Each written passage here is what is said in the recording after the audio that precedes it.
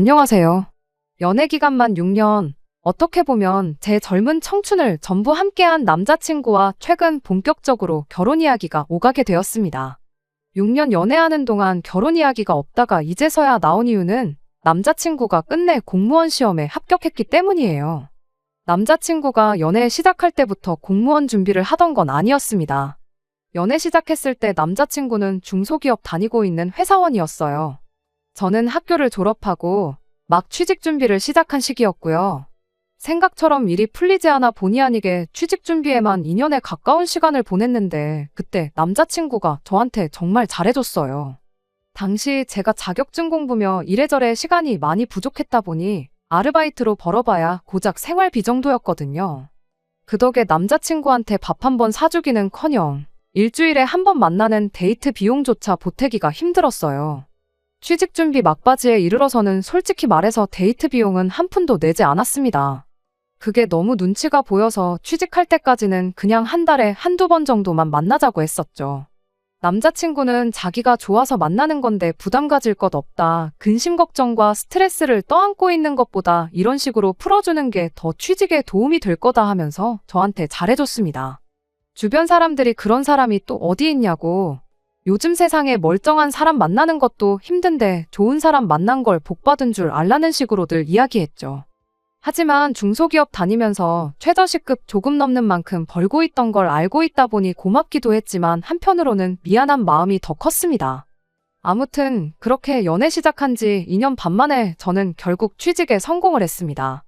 이름만 들어도 다들 알만한 그런 대기업까지는 아니었지만 남자친구가 다니는 회사와 비교하면 대우가 훨씬 좋은 곳이었습니다. 제가 취직에 성공했을 때 연봉이 이미 직장생활 3년 차인 남자친구가 받던 연봉보다 1,500만 원이 더 높았거든요. 첫 월급 타면 부모님 선물도 선물이지만 그간 저를 위해 물심양면 노력해준 남자친구한테 먼저 좋은 선물이라도 하나 해줘야겠다고 생각했어요. 남자친구도 좋은 회사 취직된 거 축하한다며 같이 기뻐해줬는데 문제는 그 이후로 남자친구가 조금씩 변하기 시작한 데 있었습니다. 자격지심 비슷한 게 생겼거든요. 그동안 남자친구 도움을 받아왔던 것도 있고 취직 전까지 데이트하는 동안 데이트 비용 몇 번 낸 적도 없었으니까 한동안은 남자친구 데이트 비용 걱정 없이 제가 전부 낼 생각이었습니다. 그런데 오히려 남자친구가 데이트 비용을 평소보다 더 내기 시작했어요. 그나마도 취직 전에는 데이트 끝나고 나서 커피 한 잔 정도는 제가 사곤 했었는데 그때보다 몇십 배는 여유로운 지금에 와서는 제 돈으로 커피 한 잔도 못 사게 하더라고요. 이유가 뭔가 했더니 제가 좋은 회사 취직했으니 이렇게라도 하지 않으면 제가 떠날 것 같아서 그런다는 말도 안 되는 소리를 해왔습니다. 다른 것보다 어이가 없었어요. 생각지도 않은 속 터지는 소리를 하고 있었으니까요. 연애만 하고 말 거면 제 돈 한 푼 안 쓰고 자기 돈으로 다 해주겠다는데 더할 나위 없이 좋은 소리처럼 들리겠지만 남자친구한테 받은 게 많았으니 제가 좋은 회사 취직했다고 해서 당장 헤어질 계획부터 세운 적 없었거든요. 오히려 그간 받아온 거 이젠 내가 여유가 생긴 만큼 더 해줄 차례다 생각했죠. 그때 당시에는 결혼까지 생각한 적 없지만 혹시나 나중에 결혼을 할 수도 있는 거고 사람 일은 모르는 거잖아요. 그렇게 생각해보면 당장 좋은 선물 받고 내 돈 한 푼 안 쓰는 것보다 남자친구가 단돈 1,000원이라도 수중에 더 가지고 있는 게 맞다고 생각했기도 하고요. 결혼 이야기까지는 하지 않았지만 나한테 돈 안 쓴다고 해서 헤어질 생각이 있는 게 아니니 걱정 말라고 몇 번을 더 말했더니 그제서야 남자친구도 조금 정신을 차린 듯 보였어요. 그러던 중 남자친구가 난데없이 직장을 그만두었다는 사실을 말해왔습니다. 갑자기 멀쩡히 잘 다니던 회사는 왜 그만뒀느냐 물었더니 평생을 다녀봐야 저와 벌이 차이가 절대 줄어들지 않을 만큼 미래가 없는 회사라 그만뒀다는 소리를 하더라고요. 그래도 이직할 거면 회사 다니면서 준비해도 되는 거 아니었냐 따지니 이직을 하려는 게 아니라 공무원 시험을 준비하겠다고 하더군요.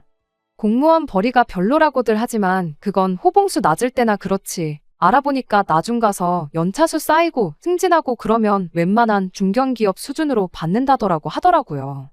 거기에 수당에 공무원 복지, 잘릴 일 없이 안정적인 데다가 연금까지 생각하면 제가 다니는 직장 못지 않을 거라며 자기 결정을 존중해줬으면 좋겠다고 하대요. 그렇게 남자친구는 공무원 공부를 시작했습니다. 제가 취직 준비할 때 남자친구가 제 곁을 지켜줬으니 저 또한 기다려주는 게 당연하다 생각했지요. 시험 준비하는 남자친구 뒷바라지를 해줬다고까지 하긴 뭐하지만 적어도 남자친구가 공부하는 동안 데이트 비용은 대부분 제가 번 돈으로 내게 되었어요. 공부한다고 한 달에 두세 번 데이트하는 게 전부였다 보니 그렇게 부담스러운 수준은 아니었습니다.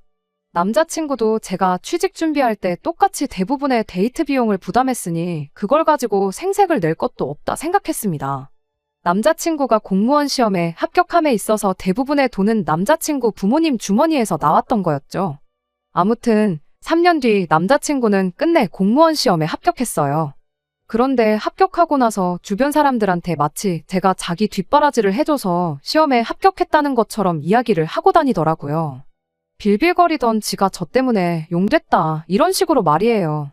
솔직히 공무원이 잘릴 걱정 없고 연금까지 생각하면 나쁜 건 아니지만 당장 월급이 중소기업 다닐 때에 비해서 비약적으로 올라간 것도 아니고 벌이 자체는 그 나물의 그 밥인데 용됐다고 할 정도는 아니라고 생각하거든요. 그래도 연애할 때부터 항상 저한테 뭐 하나라도 더 해주고 싶어 안달이 나 있던 사람이고 제 속 한 번 썩인 적도 없던 사람이었으니 거기에 주변 사람한테 늘 제 덕분에 인생 풀렸다고 말하고 다니고 결과적으로는 당당하게 공무원 시험 합격도 한 사람이잖아요. 연애도 길게 했고 서로 나이도 나이였던지라 얼마 전부터는 결혼 이야기가 나오기 시작했습니다. 저는 남자친구의 청혼을 받아들였어요. 그간 공무원 준비한다고 당장 모아놓은 돈 하나도 없는 건 알지만 일단은 안정적인 직장을 갖게 되었다 보니 돈 문제로 결혼을 한 해 만에 할 이유는 없다고 생각했습니다. 딱 하나, 저한테만큼은 정말 저희 부모님 다음으로 잘해주는 사람이었으니 결혼하면 적어도 다른 일로 제 속을 썩힐 일은 없겠다고 생각했거든요. 그런데 정말 결혼은 일륜지대사라는 말이 실감이 나는 게 꼭 둘이서만 좋다고 해서 결혼이 성립되는 게 아니더라고요. 남자친구를 저희 부모님께 먼저 소개시켜줬어요.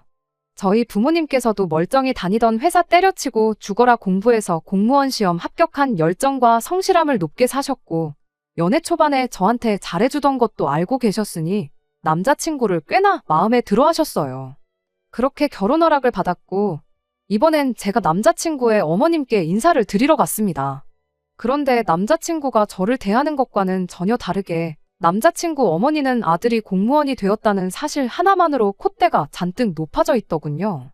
남자친구 어머니가 땡전 한 푼 없는 아들 데려가 준다고 제 앞에서 벌벌 기는 걸 원한 건 아니지만 아들이 얼마나 대단한 사람이라고 장가 보내기 아까워하는 게 눈에 다 보였어요. 그러고서는 난데없이 내 아들도 나도 너 때문에 아주 요 몇 년간 안 해도 될 생고생을 했다고 하시더라고요. 다짜고짜 그게 무슨 말인가 싶었죠. 무슨 말이 하고 싶었던 건가 이야기를 들어보니 남자친구가 저와 연애 초반에 데이트 비용 대느라고 빚까지 졌다는 사실은 알고 있느냐고 말을 하더라고요. 남자친구가 회사 다니면서 만들었던 마이너스 통장이 있는데 저 때문에 자기 아들이 빚을 내가면서 데이트 비용을 내게 만들지 않았냐고 하는 거예요. 데이트 비용을 남자친구가 대부분 냈던 건 사실이지만 많아야 일주일에 한 번 보던 게 전부였는데 얼마 되도 않는 월급 받는 건 알고 있었지만 데이트할 때마다 50만 원씩 쓰고 그런 적은 한 번도 없었는데 뭔 소리를 하는 건가 싶었죠. 아무튼 남자친구가 회사를 그만두게 되면서 은행에서 퇴직 사실을 알고 마이너스 통장을 강제로 닫아버렸는데 그때 갚을 돈이 남아있었나 봅니다. 직장 그만두고 시험 공부 시작한 남자친구가 돈이 어디 있었겠어요. 그래서 결국 부모님 손을 벌리게 되었던 거고 남자친구가 공부하는 동안은 자기 돈이 아니라 100% 부모님 돈으로 공부를 했던 거더라고요. 어머님 말은 저 때문에 남자친구가 빚까지 생기고 당신들은 난데없이 자식 시험 공부 뒷바라지를 해줘야 했다면서 학원 보내고 공부시키는데 든 비용이 몇 천만 원은 된다고 그게 따지고 보면 전부 저 때문에 그 고생을 했다고 말하고 싶었던 거죠. 데이트 비용이라고 해봐야 정말 하루에 많이 써봐야 5만 원 정도였는데 빚까지 졌으면 그건 저 때문이 아니라 남자친구가 돈 관리 똑바로 못하고 자기 쓰고 싶은데 써서 그런 게 분명할진데 왜 그 이유를 저한테서 찾는지 정말 어이가 없었습니다. 솔직히 남자친구가 공무원 돼서 제가 좋은 게 뭐가 있나요? 아들이 최저시급 겨우 받는 중소기업 다니다가 7급 공무원으로 신분 상승했으면 제가 아니라 자식 앞길 잘 풀린 부모님이 더 좋은 거 아니겠나요? 남자친구가 잘 풀린 게 저 때문이라고 생색 같은 거 내고 싶진 않았지만 따지고 보면 아들이 잘 풀린 데에는 제 덕도 조금이나마 있는 것이기도 한데. 그런데 자꾸 본전 이야기 하면서 심지어 자식이 결혼할 사람이라고 처음 소개시킨 자리에서 여태까지 들인 돈이 있으니까 이제는 회수를 할 차례라고 말을 꺼내는 게 어이가 없었습니다. 그러면서 성의 표시를 얼마나 하는지 보겠다면서 남들 보는 눈 부끄럽지 않게 예단을 준비하라고 하는 거예요. 이제 막 저희 집에 결혼 허락받고 양가상견례는커녕 제가 처음 인사드리는 자리에서 저에 대한 다른 질문이 아니라 예단 얼마까지 해올 수 있느냐를 물어오는 게 맞나 싶은 생각이 들었어요. 그렇게 연애하는 동안 저 없으면 못 산다. 너에게 어울리는 사람이 되겠다 부르짖던 남자친구는 누가 봐도 어이없는 상황에서 꼼짝도 못하고 어머님이 하는 말만 듣고 눈만 멀뚱멀뚱하면서 가만히 있더라고요. 연애 초반에 남자친구가 무리했던 거 알고 그간 그렇게 해준 게 고마워서 그동안 만나면서 데이트 비용 다 제가 냈어요. 결혼 이야기 나왔을 때 당장 남자친구 모아놓은 돈 한 푼도 없는 상황인 것도 알고 있었고 그걸 가지고 문제 삼을 생각 추호도 없었습니다. 말씀드렸던 대로 사람 하나만 보자 이 생각이었어요. 어쨌든 저도 남자친구 공부하는 동안 직장생활 열심히 하면서 모아둔 돈이 상당했고 그 돈은 다 우리가 결혼하고 정착하는데 사용해도 아깝지 않다는 생각까지 가지고 있었고요. 그런데 결혼 비용은 당신들이 여지껏 아들 공부시킨 데 들인 돈이면 충분히 쓸 만큼 썼다고 하면서 하나도 지원 안 해줄 거라고 하더라고요. 그 와중에 당장 제가 모은 돈에 대출 끼고 집을 구하게 생겼는데 신혼집을 매매로 구한다면 또 집명의는 공동명의로 해야 한다고 하는 거예요. 여전히 저에 대해 묻는 질문은 하나도 없었고 계속 돈 이야기만 하면서 본전 이야기를 하더라고요. 그런 이야기는 제가 지금 답변 드릴 수는 없는 이야기라 말씀드리고 자리에서 일어났습니다. 남자친구가 집까지 바래다 준다고 했는데 기분이 많이 상해서 혼자 집으로 돌아왔어요. 저희 어머니께서 오늘 어땠냐고 궁금해 하시길래 이러저러한 일이 있었다 자초지종을 이야기했더니 어머니께서도 아무리 그래도 그건 아닌 것 같다고 일단 양가 어른들끼리 만나서 그 자리에서 다시 이야기를 해보자고 제안을 하셨습니다. 그렇게 양가 상견례가 진행이 되게 되었고 남자친구 부모님께서 장소를 섭외하신다고 하시어 저희가 그쪽까지 찾아갔습니다. 그런데 도착했더니 상견례 장소가 백반집이더라고요. 으리으리한 한옥 스타일의 고급 한정식집을 기대한 건 아니지만 백반집은 좀 경우에 어긋나는 것 같았어요. 부모님도 많이 당황하신 눈치였고 이럴 줄 알았으면 그냥 제가 장소를 알아볼 걸 그랬다는 생각이 들었습니다. 그런데 남자친구 부모님이 분위기 파악도 못하고 아들 나랏일하게 만든다고 등골이 빠질 뻔했는데 예단도 안 해온다고 하고 우리도 돈을 아껴야 하지 않겠냐고 대놓고 무안을 주시더라고요. 어머님 말씀에 꼼짝도 못하던 남자친구도 방금 발언은 지나치다고 생각했는지 그래도 여기가 동네에서 소문난 제육볶음 맛집이라고 설명을 해주는데 그 말이 더 기분이 나빴습니다. 그래서 제가 이 결혼은 다시 생각해봐야겠다고 하고 저희 부모님 모시고 자리에서 일어났어요. 그런데 남자친구 어머니가 한다는 말이 공무원 사위 보기 싫으시냐고 하면서 아들이 합격하고 나니까 아주 동네방네서 선자리가 들어온다고 아들이 저랑 꼭 결혼하고 싶다고 해서 져주는 척 나와준 건데 아주 며느리 될 사람도 그렇고 사돈들도 그렇고 경우가 없는 거 아니냐 하는 거예요. 평소에 심약해서 파리 한 마리도 제대로 못 잡으시는 저희 어머니가 자리에 있던 쌈야채를 남자친구 어머니 얼굴에 뿌리면서 경우가 없는 게 누구냐고 아주 아들 가지고 장사할 생각에 정신이 나가도 너무 나간 거 아니냐고 주제 파악 좀 하라고 쏘아붙이시더라고요. 똥이 더러운 거 알고 피하는 거잖아요. 괜히 거기서 더 크게 싸워봤자 똑같은 사람 되는 것 같아서 어머니 뜯어말려서 백반집 밖으로 뛰쳐나왔습니다. 남자친구가 헐레벌떡 쫓아와서 죄송하다고 사과하고 무릎 연골이 닳도록 싹싹 빌기 시작하는데 아버지께서 남자친구한테 그래도 여태까지 내 딸한테 잘해준 거 봐서 이만큼만 하고 넘어가는 거라고 다음엔 국물도 없을 줄 알라고 하고 뒤도 안 돌아보고 집으로 돌아왔습니다. 그리고 그날 저녁에 아주 전화기가 멈추지가 않더라고요. 전화 받아보니 남자친구가 어머니한테는 잘 이야기할 테니 제발 자비를 베풀어 달라고 하더라고요. 그러면서 하는 말이 연애는 결혼이랑 다르지 않은 거 알지 않냐고 묻는 겁니다. 그러면서 이제 내가 공무원까지 됐는데 나랑 결혼 안 할 거야? 하고 묻더라고요. 그런데 그 말이 사과를 하는 게 아니라 너 내가 공무원인데 이제 와서 나 놓칠 거야? 하는 말로 들리더라고요. 여태까지 공부하는 동안 기다려주고 그것도 모자라 데이트 비용까지 다 내줘가면서 연애를 계속 이어왔으니 제가 무슨 자기 공무원 되기를 엄청 바라고 기대했던 사람으로 생각했나 봐요. 알고 보니 남자친구도 지 엄마랑 똑같은 사상을 가지고 있던 놈이었던 거죠.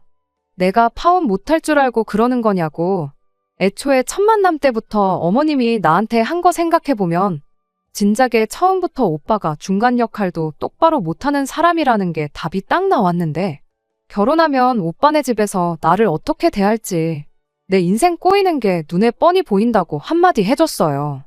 어차피 지금 파혼 안 하면 나중 가서 이혼할 게 뻔한데 이혼녀 되는 거보다 파혼하는 게 낫지 않겠냐고 하고 2번 다시 연락하지 말라고 했습니다.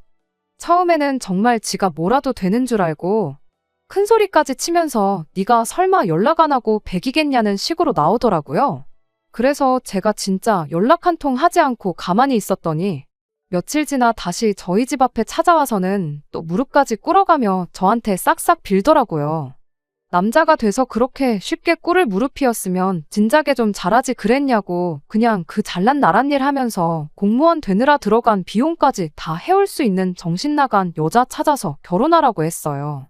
선자리도 많다는데 왜 나한테 집착하냐고 엄마 마음에 쏙 드는 입맛대로 해달라는 거 다 해가지고 올 그런 결혼 상대 골라서 그 사람하고 행복하게 잘 살라고 해줬어요. 그래도 너 아니면 안 되겠다고 하면서 자꾸 들러붙길래 아버지한테 전화하는 척을 했더니 그때 아버지가 이번만 그냥 넘어간다고 하신 말씀이 기억이 났는가 보더라고요. 전화기에 다 대고 아빠라고 한마디 하자마자 자리에서 벌떡 일어나서 꽁지가 빠지게 달아나더라고요. 그 뒤로는 더 이상 찾아오지도 않고 그렇게 안전이별했습니다. 6년 길게 만났기 때문에 아쉬운 부분이 전혀 없는 건 아니에요. 그렇지만 지금 보여준 공무원 부심 갑질은 빙산의 일각일 뿐이라고 생각해요. 억지로 결혼해서 더러운 꼴 더 볼 바에 이렇게 빠르게 결단 내리고 헤어진 게 오히려 잘한 일이라고 생각합니다. 2번째 사연입니다. 어디서부터 이야기를 시작해야 할지 모르겠네요.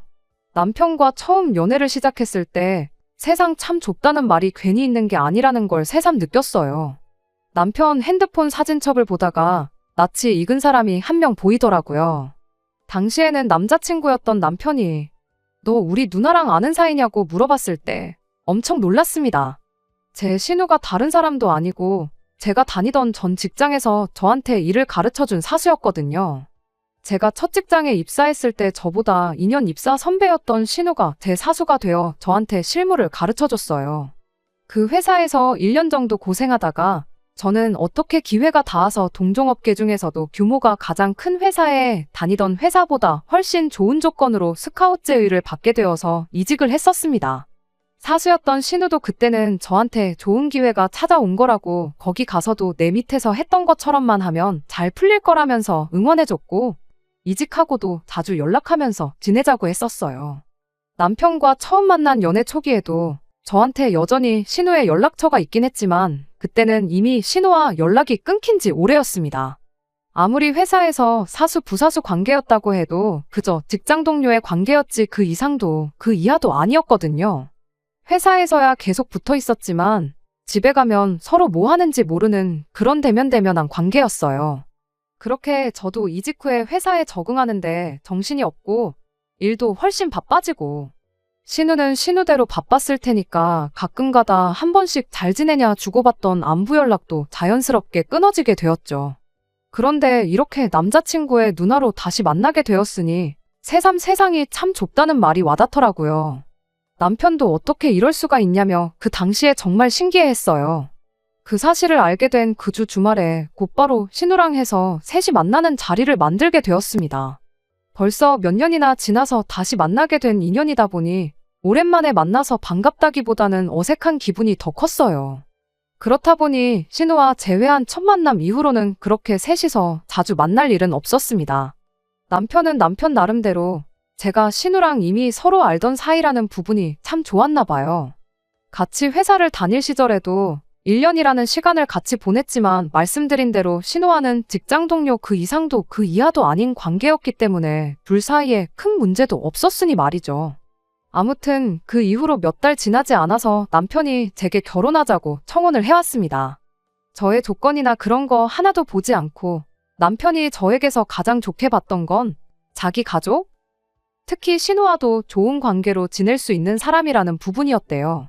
가족 아끼고 챙기는 건 당연한 일이기에 그때는 그 말에 그렇게 크게 의미 부여를 하지 않았습니다. 결혼 준비 시작하면서 시부모님께 처음 인사를 드리러 가게 되었던 날에 기분이 그렇게 좋지만은 않았었어요. 시부모님 댁에 직접 인사를 드리러 갔으니 신우도 그 자리에 있었어요. 그런데 시어머니도 제가 신우와 직장 선후배 사이였다는 걸 미리 알고 계셨어서 그런지 시어머니가 저를 아직도 신우 부하 직원 정도로 생각하시는 것 같더라고요. 신우가 저한테 일을 잘 가르쳐준 덕분에 지금 다니는 회사에 이직해서 편하게 일을 하고 있는 것처럼 말하시는 거예요. 실무에 대해서는 신우가 저에게 인수인계를 해준 부분은 맞지만 어쨌든 저는 첫 직장 들어가기 전부터 이쪽 업계에 대해 관련 자격증 취득부터 해서 준비해온 것들이 한두 가지가 아니었고 신우한테 일 배우면서도 부단히 노력했기 때문에 이직은 순전히 저희 노력의 결실이나 마찬가지였거든요. 그런데 그걸 다 신우 덕분이라고 싸잡아서 이야기하니 기분이 썩 좋지만은 않았습니다. 하지만 또 그 자리에서 그게 아니라고 다 제가 잘나서 그렇게 된 거라는 식으로 말하기에는 겸손하지 못하다, 개구리, 올챙이적 생각 못한다. 이런 이야기가 나올 게 뻔했고 그냥 좋은 게 좋은 거라고 생각해서 대충 맞장구를 쳐줬습니다. 그런데 또 신우 부하 직원이었다고 하니까 제 급여도 지금 신우가 받는 정도 받겠거니 생각하고 별것 아닌 것처럼 생각하더라고요. 여자가 벌면 얼마나 버냐면서 결혼하고 나면 우리 아들이 회사 나가서 일하는데 신경 쓸 일 없게 일 그만두고 살림이나 하라는 식으로 우리 아들 아침밥은 꼭 챙겨 먹이라는 둥 쓸데없는 소리를 하시더라고요. 다행히 남편이 얼굴이 새빨개져서는 시어머니한테 그게 아니라고 하면서 제 연봉이 얼마인지 공개를 해줬습니다. 제가 자기보다 돈 훨씬 더 잘 번다고요. 남편 말이 반은 맞고 반은 틀린 게 저는 아무래도 남편보다 직장생활 한 경력이 훨씬 더 기니까 당장은 제가 월급이 더 많은 건 사실이에요. 하지만 앞으로 남편도 승진하고 그러면 제 벌이 따라잡는 건 시간 문제일 테고 나중 가서는 비슷해지거나 더 높아질 수도 있는 부분이었으니까요. 아무튼 제 벌이가 더 좋다는 사실을 알고서는 시어머니도 조금 민망하셨는지 우리 딸하고 똑같은 일 한다길래 비슷하게 버는가 했더니 그게 아니로구나 하면서 웃어넘기시는데 오히려 그 말이 신우를 더 민망하게 만들었던 것 같습니다. 그 이후로는 시어머니도 집에서 살림이나 해라 그런 말 쏙 들어갔고요. 결혼을 준비함에 있어서는 그렇게 어려운 일은 없었습니다. 남편은 모아놓은 돈에 시댁 지원금 해서 돈 얼마를 해오기로 했고 저도 친정에서 시댁에서 그만큼 해준다는데 우리도 똑같이 해야 하지 않겠느냐 하시면서 같은 금액을 지원해 주셨어요. 그래서 어쩌다 보니 반반 결혼을 하게 되었는데 제가 모아놓은 돈이 남편이 모아놓은 돈보다 많았다 보니 그 돈은 고스란히 남게 되었습니다. 피차 둘 다 직장인이기 때문에 누구 하나가 돈 관리하기보다는 생활비 똑같이 내고 나머지는 각자 알아서 관리하자는 이야기가 나와서 그 돈은 제가 관리하게 되었네요. 진짜 문제는 결혼 후부터 시작되었습니다. 결혼 전에 실언에다가 그냥 지나쳐가듯 나온 거라 생각했던 시어머니의 말이 사실은 진심이었던 거예요. 신혼 때부터 그러신 건 아닌데 언젠가부터 저한테 네가 아무리 돈을 잘 벌고 그래도 결국 애 태어나고 하면 우리 아들이 먹여 살린다. 아들 말 들어보니 음식 하나 제대로 할 줄 아는 것도 없는 것 같은데 지금부터 회사로 출근하지 말고 시부모님 집으로 출근해서 살림하는 것부터 배워라 하시더군요. 돈 그만큼 벌었으면 충분히 번 거 아니냐. 며느리 된 도리로 시부모한테 손주를 안겨줘야 당신들 노후에 손주 돌보며 커가는 모습 보는 재미도 있지 않겠느냐 하면서요. 저는 아이가 태어나게 되더라도 일 그만둘 생각 없고 살림만 하는 전업주부가 되고 싶은 마음도 없거든요. 살림이야 저 돈 잘 벌고 남편 돈 잘 버는데 필요할 때마다 사람 써서 하면 되는 거 아니겠냐 했어요. 손주 크는 재미로 사시겠다길래 아이 태어나면 봐주실 거냐 물으니 그 말에는 대답도 못 하시더라고요. 비슷한 대화 주거니 받거니 하다가 결국 시어머니랑 한바탕 했네요. 사사건건 말대꾸하면서 대들은 거 저도 잘한 거 하나 없는 거 알지만 그렇다고 제 인생과 미래를 이렇게 해라 저렇게 해라 시모 입맛에 맞출 수도 없었으니 아무리 제가 며느리라지만 어쩔 수 없는 상황이었습니다.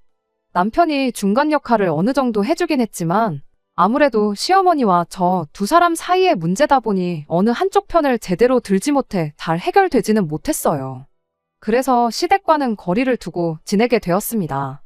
돈 관리 따로 한다고 하더라도 명절 때나 어버이날 같이 당연히 챙겨야 하는 날에는 저도 아끼지 않고 용돈은 보내드렸습니다. 다만 시댁의 왕래는 하지 않았어요. 좋은 일 하고 싫은 소리 듣고 싶지도 않았고 남편도 중간에서 난감해 보이니 남편만 시댁으로 가고 저는 친정으로 가고 그런 식으로 하고 있었습니다. 솔직히 중간에서 고생하는 남편한테는 미안한 말이지만 왕래 없이 지내는 그때가 오히려 저한테는 속이 편했습니다. 그렇게 반년 정도가 지나 얼마 전에 시어머니한테서 연락이 왔습니다.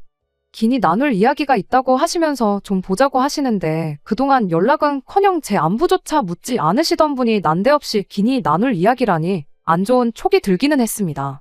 그래서 남편한테 혹시 시어머니가 또 일 그만두고 아이 가져라 뭐 그런 식의 이야기를 꺼내시려고 부르시는 거라면 그 자리에는 나가지 않겠다고 이야기했는데 남편은 그런 거 아니라고 한번 가보자고 하더라고요.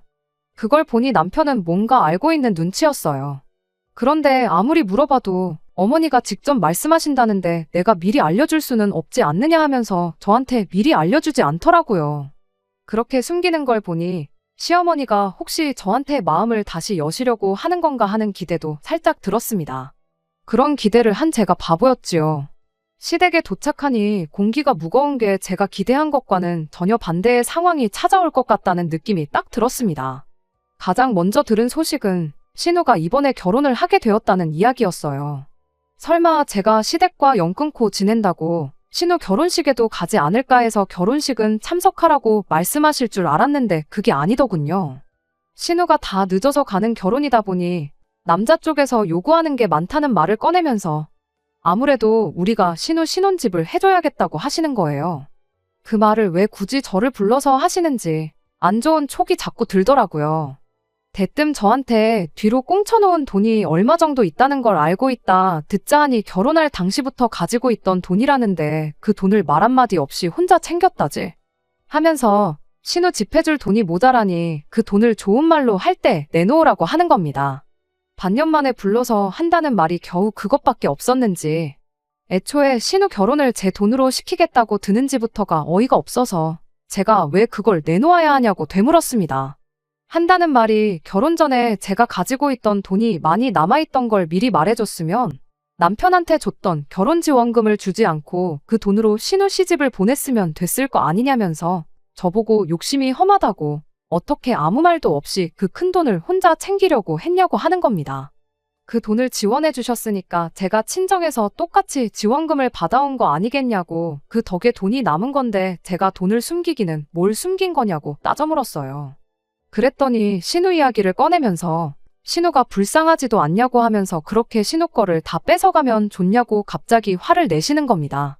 방금 설명드렸지 않냐고 제가 신우 걸 뭘 가져가서 뺏어갔다는 말을 하시냐고 했더니 제가 몰랐던 사실을 하나 말해주더군요.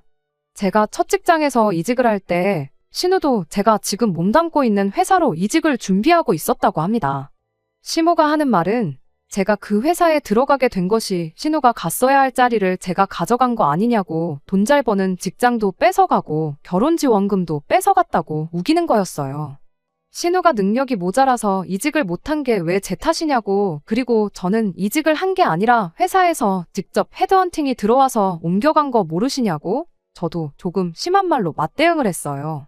그랬더니 시모는 신우가 저한테 일을 다 잘 가르쳐주고 그 회사에 들어갈 수 있게 밑바탕을 만들어줬다는 거예요. 마음씨 착한 신우가 저한테 양보를 해줬기 때문에 제가 그 회사에 들어간 거고 그 착한 신우 아니었으면 지금 제가 가지고 있는 그 돈이 존재했겠냐는 말도 안 되는 어깃장을 부리더군요. 그때는 남편도 모르고 아예 남남이었던 신우인데 그 자리를 저한테 양보했다고 우기고 있으니 어이가 없더군요. 심지어 얼마 전까지는 돈이 다 뭐냐고 하면서 일 그만두고 살림 배워 애나 키우라고 하던 사람이 큰 돈 필요할 일 생기니까 억지를 부리면서 제 돈을 어떻게든 가져가려고 하니 제가 설령 진짜 신우 덕분에 이직을 했다 하더라도 그 돈을 주고 싶은 마음이나 생기겠나요? 그 돈은 절대로 드릴 생각 없다고 딱 선을 그었습니다. 그러니 이제는 돈똥거리면서 그렇게 돈이 좋으면 돈이랑 결혼하지. 우리 딸 인생 망쳐놓고 두 남매 이간질을 하려고 하느냐고 하는 겁니다. 좋은 며느리감 들어온다고 해서 기대했더니 우리 아들 밥도 제대로 못 얻어먹고 다니는 거 보면 당신 속이 아니라고 하면서 울부짖으시더군요. 시모가 그러고 있으니 남편도 그 상황에서는 중간 역할이 아니라 시모 편을 들더군요. 아니, 애초에 제가 가지고 있는 돈에 대해서 시모가 알고 있는 걸 보면 시모 편을 들은 게 아니라 애초부터 남편은 제 편이었던 적이 한 번도 없던 걸 수도 있겠네요. 제가 돈 얼마 보내줬던 게 노력이라고 할 수는 없지만 결국 시가족은 시가족이고 남보다 조금 더 가까운 남이라는 사실은 변함이 없더라고요. 남편도 중요한 순간에는 자기 가족 챙기는 남이나 다름없는 사람이었고요. 그래서 결혼할 때 주신 거 다 돌려드리겠다고 했습니다. 당신 아들도 필요 없으니 도로 가져가라고 했어요. 어차피 결혼할 때 반반 결혼했고 돈도 각자 관리하고 있으니 마침 나누기도 편하지 않냐고 계산할 것도 없으니 반 가져가라고 했어요. 아들 줬던 돈으로 신우부터 결혼시키고 아들한테는 끼니 때마다 삼시세끼 다 챙겨주는 새며느리 찾아서 이어주던가 그게 안 될 것 같으면 어머님이 직접 챙겨주시면 되겠다고 하고 말았습니다. 자리에서 일어나면서 저는 어머님이 원하는 대로 일하고 결혼할 테니까 아무쪼록 돈 관련된 거 빨리 정리해서 쓸데없는 데다가 시간 끌게 만들지 말아달라고 부탁하고 자리에서 일어났습니다. 그리고 그 길로 짐 싸서 친정으로 갔어요. 친정 부모님도 처음엔 많이 놀라시기는 했지만 그런 날강도 같은 집구석이 다 있냐고 하면서 남보다도 못한 식가족 받들어 모시면서 돈 뜯기며 살 필요 없다고 그냥 이혼하라고 하시더군요. 그렇게 결혼 2년 만에 저는 이혼하게 되었네요. 친정에서 지낸 지도 며칠 지났는데 시댁에서는 아무런 연락이 없더라고요. 빨리 돈 준비해서 쓸데없는데 시간 끌지 말자고 시모한테 연락을 했는데 시모가 우물쭈물하면서 저한테 사과를 하더라고요. 아무래도 나이 차서 오래 혼자였던 신우가 엮인 일이다 보니 자기가 옳은 판단을 하지 못한 것 같다고 미안하다고요. 그런데 그게 제 귀에는 며느리 얻어서 아들 뒷바라지 시키고 손주 재롱 떠는 거 보면서 편안한 노후를 보내려고 했는데 졸지에 아들은 이혼당하고 늦게 시집가는 신우 눈에 안 찬다고 사돈될 집구석에 아들 이혼시켜서 받은 돈까지 다 가져다 바치게 생겼으니 엄청 손해보는 기분이었나 봅니다. 거기에 졸지에 다 늦어서 손주는커녕 반품받은 아들 삼시세끼 밥 차려주면서 다시 뒷바라지 해줄 생각을 하니 못 해먹겠다. 그러니까 돌아와달라. 그런 소리로밖에 들리지가 않았어요. 뭘 그러시냐고. 이거 다 어머님이 원하는 대로 된 거 아니냐고. 저는 제 마음 똘릴 생각 없으니까 빨리빨리 해달라고 그랬어요. 저도 제 삶이 있기 때문에 늦어진다고 느껴지면 저도 돈 아깝고 시간 아까워서 그러고 싶지는 않은데 변호사 알아보고 해야 한다고요. 위자료까지 뜯기기는 싫은지 그 뒤로부터 시모로부터는 아무 연락도 없더라고요. 그 와중에 저 몰래 시모랑 신우 책임져 주려던 남편은 제 마음 돌려보려 연락 한 통 없더라고요. 그렇게 돌려받을 거 돌려받고 2년 만에 결혼 생활 다 쫑나게 되었습니다. 제가 먼저 사과할 일도 아니었고 자기 좋을 대로만 생각하고 억지 부리는 집구석에 버티고 있어봤자 이것보다 더한 꼴만 볼 것 같아서 차라리 하루빨리 손 털고 이혼한 게 잘한 일이라고 생각합니다. 이혼의 후회는 하나도 없어요. 신우도 그동안 저한테 친한 척 하면서 얼마나 속이 쓰렸겠어요. 괜히 저 보면서 열등감 느낄 필요도 없고 모두에게 잘 된 거 아닌가 합니다. 남들이 다 하기 때문에 해야 하는 결혼이라면 차라리 안 하는 게 나은 것 같네요. 제가 하고 싶은 일 하면서 남 눈치 안 보고 지내는 게 최고가 아닌가 싶어요. 끝까지 들어주셔서 감사합니다. 오늘의 사연은 여기까지입니다. 구독과 좋아요, 알람 설정 부탁드리고 더 좋은 사연으로 다시 찾아뵙겠습니다. 감사합니다.